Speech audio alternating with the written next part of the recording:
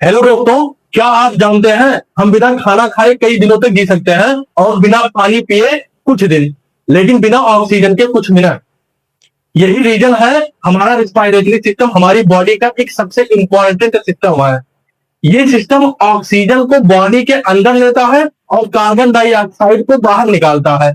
आज हम इस वीडियो में रिस्पायरेटरी सिस्टम को बिल्कुल सिंपल और इंटरेस्टिंग तरीके से समझेंगे। तो हम सबसे पहले शुरू करते हैं, रिस्पायरेटरी सिस्टम होता क्या है, इसका डिफिनेशन, इसका परिभाषा क्या है। तो हम सिंपल वर्ड में कह सकते हैं, रिस्पायरेटरी सिस्टम एक बायोलॉजिकल सिस्टम है जो सांस लेने की प्रोसेस के थ्रू ऑक्सीजन को बॉडी के अंदर लेता है और कार्बन डाइऑक्साइड को बाहर निकालता है, जिससे बॉडी में एनर्जी प्रोडक्शन पॉसिबल होता है। यानी जो हम सांस अंदर लेते हैं और सांस बाहर निकालते हैं, उसमें हम ऑक्सीजन को अंदर लेते हैं, कार्बन डाइऑक्साइड को बाहर निकालते हैं, जिसकी वजह से हमारी बॉडी में एनर्जी बनती है। इस पूरी प्रक्रिया को, इस पूरे प्रोसेस को रिस्पायरेटरी सिस्टम कहते हैं। तो हम शुरू करते हैं कि हमारे अंदर कैसे कैसे गैस जाती है, हवा जाती है। तो सबसे पहले हमें पता है कि हम जो सांस लेते हैं तो सबसे पहले गैस कहाँ जाती है, नाक में, उसके बाद फेरिंग्स में, लेरिंग्स में, ट्रेकिया, ब्रोंकस, ब्रोंकियल्स और एल्वेलाई में। तो हम एक एक करके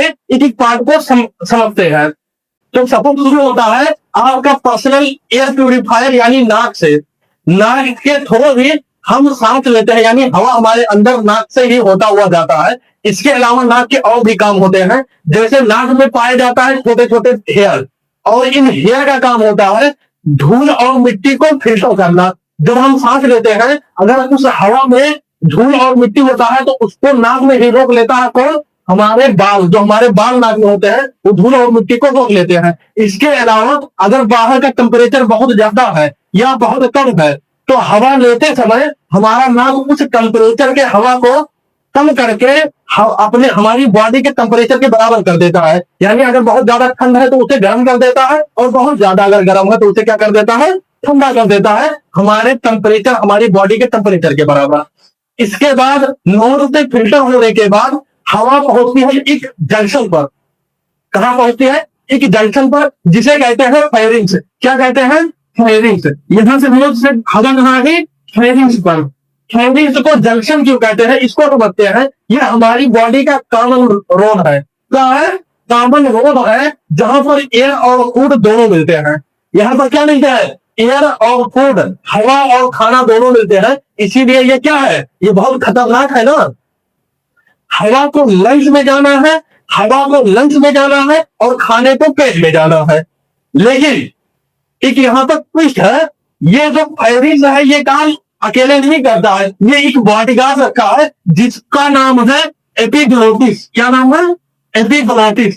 एपिग्लोटिस क्या है, यहां पर एक हवलदार की तरह काम करता है। जब हम खाना खाते हैं, एपिग्लोटिस क्या करता है, हवलदार की तरह काम करता है। जब हम खाना खाते हैं, हम खाना जब निकलते हैं तो ये क्या करता है, विंड पाइप यानी हवा के पाइप को क्या कर देता है, पकड़ लेता है। और जब हम सांस लेते हैं, तो ये एपिग्लोटिस क्या करता है, फूड पाइप को ढक लेता है। इसीलिए हम उसे क्या कह सकते हैं, ट्रैफिक पुलिस या हवलदार।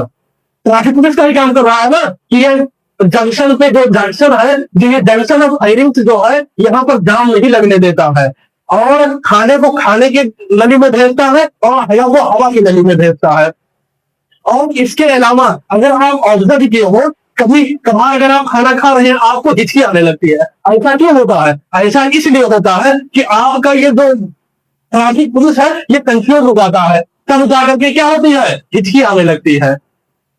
फायरिंग्स के नीचे क्या उपस्थित होता है, फायरिंग्स के नीचे होता है लेयरिंग्स, जिसे क्या कहते हैं, व्हाइट बॉक्स कहते हैं।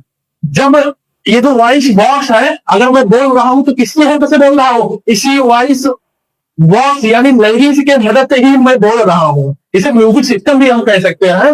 ये कैसे हमारी आवाज को आप तक कैसे पहुंचाता है, जब लंग्स में हवा भरा रहता है, लंग्स प्रेशर से हवा निकालती है, और यहाँ पर क्या उपस्थित होता है, वोकल कार्ड। क्या उपस्थित होता है, वोकल कार्ड प्रेजेंट होता है। जब हवा यहाँ से प्रेशर से निकलता है तो वोकल कार्ड क्या करता है, वाइब्रेट करता है। अगर आप बोले थे या मैं बोल रहा हूं, अगर यहाँ उंगली लगा रहा हूं तो मुझे फील हो रहा है कि क्या कर रहा है, वाइब्रेट हो रहा है। लेवरिंग्स के बाद हवा कहाँ आती है, ट्रेकिया में। ट्रेकिया को मेन हाईवे कह सकते हैं। हवा का मेन हाईवे क्या है? ट्रेकिया। ट्रेकिया को क्या कह सकते हैं? मेन हाईवे कह सकते हैं, क्योंकि यहां से निकलने के बाद हवा कहाँ आती है? ट्रेकिया में। ट्रेकिया के ऊपर जो है कार्टिलेज रिंग पाया जाता है। कार्टिलेज रिंग कौन सा है? ये जो दिख रहा है इसे हम कह सकते हैं कार्टिलेज रिंग। कह सकते नहीं है, कहते हैं। इसका नाम ये है कार्टिलेज रिंग। इसका काम होता है कि ये शेप को बनाए रखता है। अगर कार्टिलेज रिंग ना रहे तो ये ट्रेकिया जो है, ये जो आपका हाईवे है वो चिपक जाएगा और हवा पास नहीं होगा। ये जो कार्टिलेज, ये जो दिख रहा है गोल गोल, ये क्या है? ये कार्टिलेज है। ट्रेकिया को क्या करता है? फैला के रखता है। फैला के रखता है ताकि हवा पास होता रहे। अगर ये चिपक जाए तो क्या हो पाएगा? हम मर जाएंगे। दम हमारा क्या हो जाएगा? दम घुट जाएगा और हम मर जाएंगे। ट्रेकिया जो हाईवे है ये डिवाइड होता है दो मेन रास्तों में, दो हिस्सों में डिवाइड हो जाता है। जो हाईवे होता है हमारे गांव में, जो हाईवे है या जो हम हाईवे से आते हैं, वो दो रास्तों में, तीन रास्तों में डिवाइड हो जाता है। लेकिन ये जो हाईवे है, ये जो ट्रेकिया है, ये सिर्फ दो रास्तों में डिवाइड होता है। और ये डिवाइड होकर के कहाँ जाता है? दोनों फेफड़ों में जाता है। लेफ्ट और राइट फेफड़े में पहुंच जाता है। लेफ्ट और राइट फेफड़े में चला जाता है और यही हवा को डिवाइड कर देता है। दोनों फेफड़े में, राइट और लेफ्ट फेफड़े में बाहर हवा पहुंचाता है, जिसे कहते हैं ब्रोंकस। क्या कहते हैं? जिसे कहते हैं ब्रोंकस। या हम इस तरीके से समझ सकते हैं, एक पेड़ है उसके दो टहनियां निकल जाते हैं। उसके बाद अब ये टहनियां हजारों छोटे छोटे गन्नों में बन जाते हैं। किसमें बन जाते हैं? ये जो टहनियां जो दोनों इधर उधर गए हैं, ये छोटे छोटे गन्नों में बन जाते हैं, जिन्हें ब्रोंकियोल्स कहते हैं। क्या कहते हैं? जिन्हें ब्रोंकियोल्स कहते हैं। क्या कहते हैं? ये हजारों गलियों में बन जाते हैं, जिन्हें क्या कहते हैं? ब्रोंकियोल्स कहते हैं। ये इतनी पतली होती है जैसे आपके सिर का बाल। ये इतनी पतली होती है जैसे हमारे सर में उपस्थित प्रेजेंट बाल होता है। और ये हवा को ले जाकर के इंड पार्ट तक पहुंचाता है। जो ये ब्रोंकियोल्स है, ये इंड पार्ट तक हवा को पहुंचा देते हैं। ब्रोंकियोल्स की गलियों को, ब्रोंकियोल्स के गलियों के इंड पर होता है अंगूर के गुच्छे की तरह उपस्थित एक दलदलनुमा, जो जिसे कहते हैं एल्वेओलाई। ब्रोंकियोल्स यानी गलियों के इंड में उपस्थित होता है अंगूर के गुच्छे के नुमा बैलून, जिसे हम एल्वेओलाई कहते हैं। एल्वेओलाई वह पार्ट होता है जहां पर ऑक्सीजन और ब्लड का, जहां पर ऑक्सीजन और ब्लड का पार्टी होता है, जहां पर ऑक्सीजन और ब्लड की पार्टी होती है।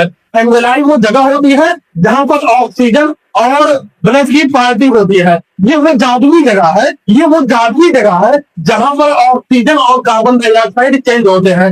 यहाँ पर क्या होते हैं? कार्बन डाइऑक्साइड और ऑक्सीजन चेंज होते हैं। और एक फैक्चुअल बात समझ लो कि ये एल्वेओलाई हमारे फेफड़े में 48 करोड़ उपस्थित होते हैं। लगभग कितने होते हैं? 58 करोड़। इनका सरफेस एरिया इतना ज्यादा होता है कि अगर इन्हें निकाल कर फैला दिया जाए तो टेनिस कोर्ट के बराबर एरिया ये क्या कर लेगा? घेर लेगा। तो अगली बार जब आप सांस ले तो ये याद रखें कि आपके अंदर टेनिस कोर्ट आपको जिंदा रखने के लिए मदद कर रहा है। अगर आपको रिस्पायरेटरी सिस्टम समझ में आया हो तो प्लीज आप सब्सक्राइब करें और